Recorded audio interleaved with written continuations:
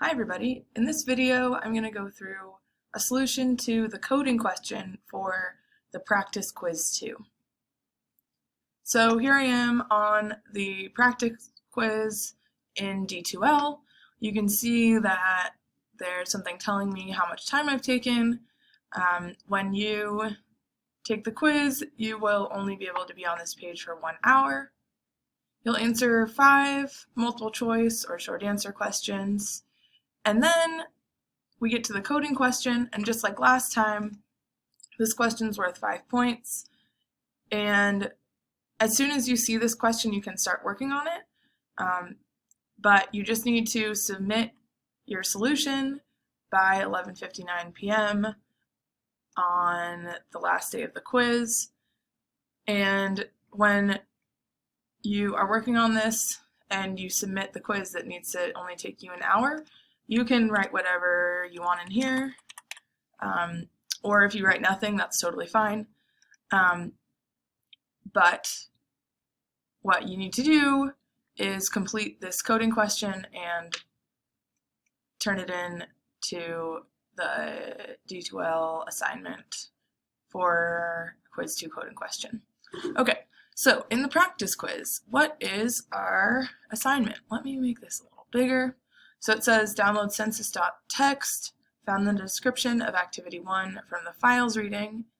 Write a program that prints the average population across all states. You can use a for loop or a while loop, whichever you prefer. Or if you could do this without a loop, somehow you could also do that. I don't want to save this, do I? I just want to open it in a new tab. So we can see that this file is in activity 1, and the reason that I said you can use a for loop or a while loop is that activity 1 actually has you first write a solution using a for loop, then writing a solution using a while loop, but for the quiz you can do whatever you want as long as you get some program that's reporting the average population across all states. So I'm just going to save this into the folder that I'm going to write my Python source code in. So it's saved. And then I'm going to open up idle and I'm going to make a new file, which is going to be program to calculate the average population across all states from an input file, input census file. And when you're working on this, you have lots of choices. You can make a main function if you want. You can just have your code outside of a function. I'm just going to have my code outside of a function. Just have the commands for Python to run without a main, but having a main is a great option also. So what do we need to do? We know we're going to need to create a file object. We're going to need to iterate over lines of the file, and that's going to help us compute the average population. And maybe let's say we want to print out the average population. I guess reports the average population kind of, oh, we do need to print it. Okay, it does say we need to print it. So we need to print that average population. So to get started on this, I just made a little outline of what I'm going to need to do to achieve this task, and then I can start filling it in. Maybe I'll save this. pop.py. Gotta save it in the folder that my census.txt file is in. Okay, so what is the Python syntax to create a file object? Well, I'm going to call my file object file, and then I need to use the open command which takes in the name of my file as its first parameter, and its second parameter is what mode do I want, read or write. It's automatically read, but sometimes I put this in just to remind myself about what's going on. I'll also put close the file in my outline. I forgot about that. Close the file object. You would get full points even if you did close the file object, but it's still, or if you didn't close the file object, but it's a good habit to get into. Okay, so I believe we have this will work to open our file, but so I still ran my program just to see if I have any errors right now, and it looks like I don't. So that's a good sign, although I could still be, my program still could be doing something that I don't expect, because I'm not really printing anything out to check that I'm doing what I want to do. So the first thing I would do here, in general, is to look at the first line of this file. So I'm going to do that. I'm going to say first line. So I'm not really iterating over the lines of the file yet, but I'm just iteratively getting myself to that point. So I'm going to say the first line is what? It's file.readline. That returns to me the first line of the file, which I save as the variable first line, and I'm just going to print first line just to see what it looks like. And it looks like the first line of my file just has the word California, a space, and then what looks to be the population of California, which is what, 300. That's the hundreds, that's the thousands, so 38 million people in California. Seems reasonable to me. And so another thing, if I didn't know what was in this census.txt file, I also might want to open it using something like, I have on my Mac, I have TextEdit. So I'm just going to open my census.txt file. And it wouldn't be required to open it up, but this is not quite right. Okay, census.txt. All right. And it looks like my first line variable is indeed the first line of the file. I can also see that it looks like there's just 50 lines in this file, one for each state, so I could probably iterate over the whole thing and develop while doing that. But in general, I like to just look at one line of the file and figure out how to extract the information I need from that line before actually writing the loop that goes over all the lines of the file. So I'll just do that. Okay, so I know that the state and the population are in each line separated by a space. So I'm actually going to go first line, print first line dot split, and split on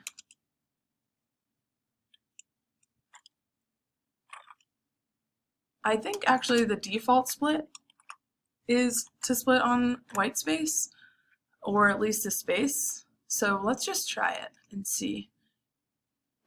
And so yeah, as I expected, calling split using the split method on this first line string returns to me a list with two items.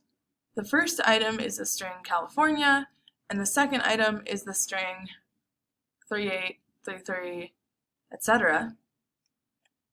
And that's because split takes a string, like banana bread, banana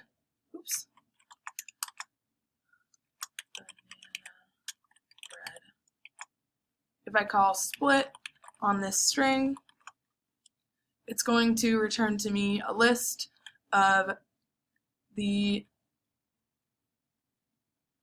strings separated by, I'm not sure if it's any white space or just a space, but for us it works, So this returns to me banana and bread in a list. So that's why split is returning to me California and this string. So what I would actually, my task is to compute the average. And so if I want the average, I'm going to have to be adding together these numbers, right? And so in order to add them together, well, first I'm going to need to sort of isolate them. And we know that we want the item in this list that's in the index 1, because we start at 0. So California is at the index 0, and this number is at the index 1. And we can just double check that, make sure that, yeah, we are indeed getting this string. And we can anticipate that because we're going to need to add these together, let's just go ahead and cast it to an int.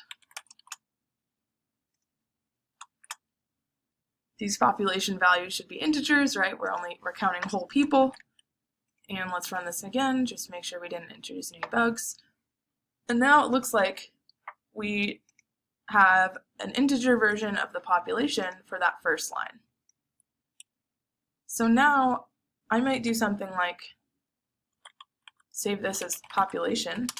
So the variable population is now the integer 38 million and some. So now what I need to do is put this in the for loop instead of just doing it for one line. I need to get the population for each line and add it together, add all of those populations together. So when I add something for each line in a file, or for each line, or for every iteration of a loop, I use what's called an accumulator variable. Actually, I'm going to need 2 because I'm going to need to take the average, so I'm going to need to count the number of lines in this file.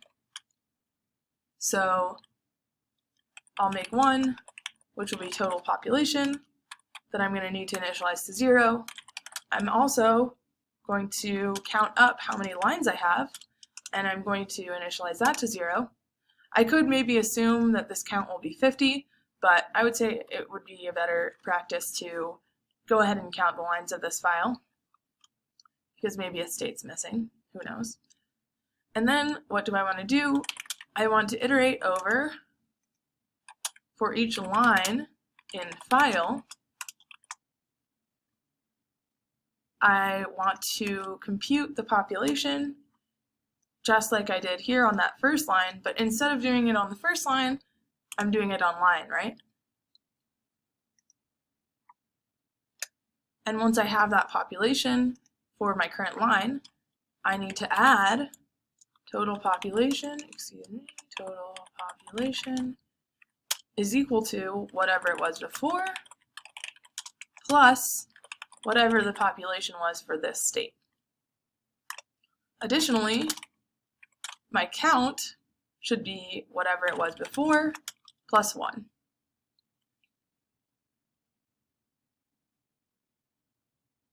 So at this point, I should have a total population and a count, meaning that my average population should be just the total divided by the count, right? And in Python, even though total population is an integer and count is an integer, this division will still give me a float if it doesn't evenly divide.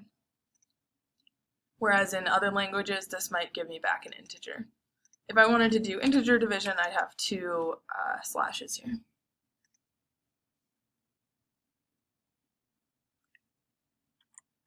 So maybe I'll just keep following my instructions here. I need to close the file object, and then I'm going to print out my average population. And let's see.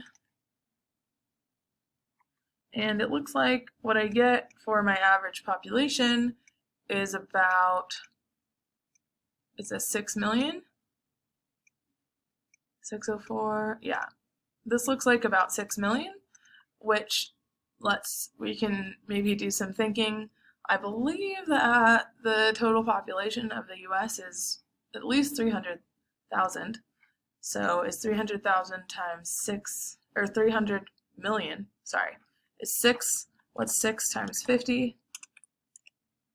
Yeah, so I'm going to say that getting an average population of 6 million per state makes sense, a little over 6 million, because I think that the average population, or the total US population, is like 315 million. So I think this is good evidence that we successfully calculated our average population. And since that was the entire assignment, write a program that prints the average population across all states, I would say that we have succeeded. So that is one way to solve the practice quiz 2 coding question. A good exercise if you want to make sure that you're really prepared for the quiz, that you've really mastered this material, is I did it using a for loop, but as you can tell from this activity, you can also use a while loop. And so if you don't know how to do that, I would say go back and take a look at the book and make sure that you can do that. It wouldn't be required to get full credit on the quiz, but it's just good practice to make sure that you do know how to do that. All right, good luck on the quiz, and post in Slack if you have any questions.